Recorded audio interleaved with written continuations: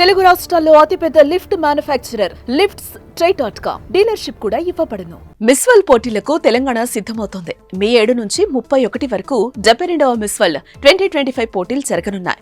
140 దేశాలకు చెందిన అందగత్తెలు పోటీ పడనున్నారు. తెలంగాణ సాంస్కృతిక వైభవం, సాంప్రదాయాలతో పాటు పర్యాటక ప్రదేశాలను ప్రపంచానికి పరిచయం చేయాలనే లక్ష్యంతో ఈ పోటీలను తెలంగాణ ప్రభుత్వం ప్రతిష్టాత్మకంగా తీసుకుంది. దీంతో ఈ పోటీలకు భారీగా ఖర్చు కూడా చేస్తోందంట. ఇంతకు మిస్ వరల్డ్ పోటీలకు ఎంత ఖర్చు చేస్తున్నారో తెలుసుకుందాం.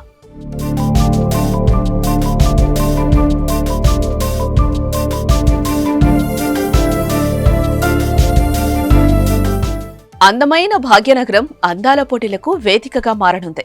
72వ మిస్ వరల్డ్ పోటీలకు తెలంగాణ ఆతిథ్యం ఇవ్వనుంది. మే 7 నుంచి 31 దాకా హైదరాబాద్ లో మిస్ వరల్డ్ పోటీలు జరగనున్నాయి. 25 రోజుల పాటు 22 ఈవెంట్లు నిర్వహించనున్నారు. ఒక అద్భుతమైన అవకాశం పర్యాటక రంగానికి.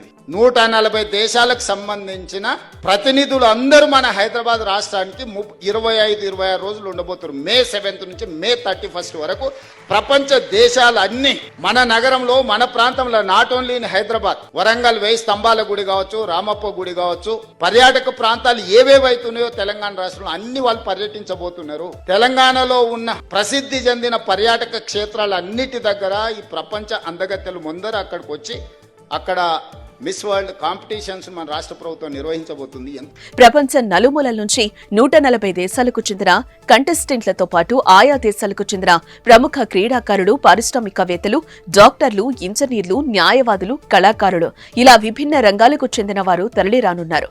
ఈ బిగ్ ఈవెంట్ ను కవర్ చేసేందుకు మరో 3000 మందికి పైగా దేశ విదేశీ మీడియా ప్రతినిధులు హాజరు కానుండటంతో హైదరాబాద్ మహానగరం సందడిగా మారనుంది.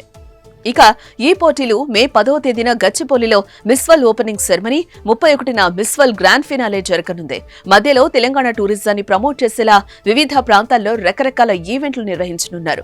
మే 10న తెలంగాణ జానపద, గిరిజన నృత్యాలతో గ్రాండ్ గా ఓపెనింగ్ సెరమనీ, రాజీవ్ గాంధీ అంతర్జాతీయ విమానాశ్రయం నుంచి కంటెస్టెంట్లకు తెలంగాణ ఆటపాటలతో గ్రాండ్ వెల్కమ్ చెప్పనున్నారు. ఆ తర్వాత మే 12, 13న కంటెస్టెంట్ల స్పిరిచువల్ టూర్, నాగార్జున సాగర్ బుద్ధవనం సందర్శనతో పాటు హైదరాబాద్ హెరిటేజ్ వాక్, మే 13న చౌమహల్లా ప్యాలెస్ విజిట్, మే 14న కాకతీయ హెరిటేజ్ ట్రిప్ వరంగల్, రామప్ప ఆలయ సందర్శన, మే 15న యాదగిరిగుట్ట ఆలయ దర్శనం.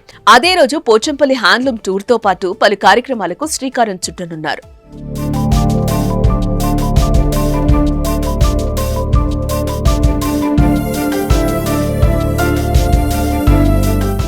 ఇకపోతే తెలంగాణ ప్రభుత్వం ఈ పోటీలను ఇంత ప్రతిష్టాత్మకంగా తీసుకోవటం వెనుక ప్రధాన కారణం తెలంగాణ వైపు ప్రపంచ దృష్టి ఆకర్షించడమే.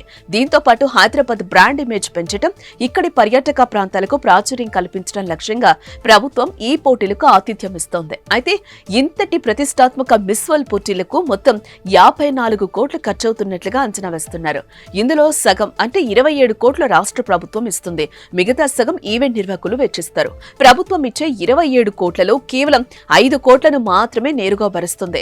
మిగిలిన 22 కోట్లను స్పాన్సర్ల ద్వారా సమకూర్చుకునేలా ప్రభుత్వం ప్లాన్ చేసిందట.